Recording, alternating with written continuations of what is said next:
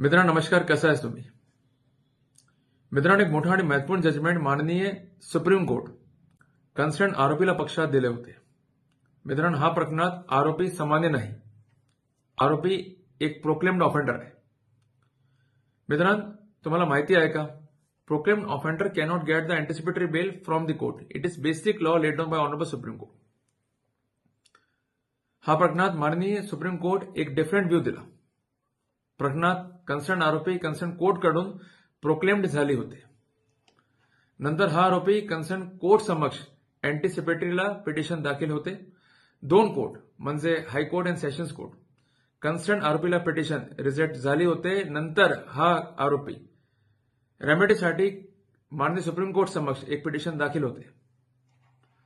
Mani Supreme Court, while adjudicating the petition on merits, specified that even the proclaimed offender can get the anticipatory bail and can apply for the anticipatory bail.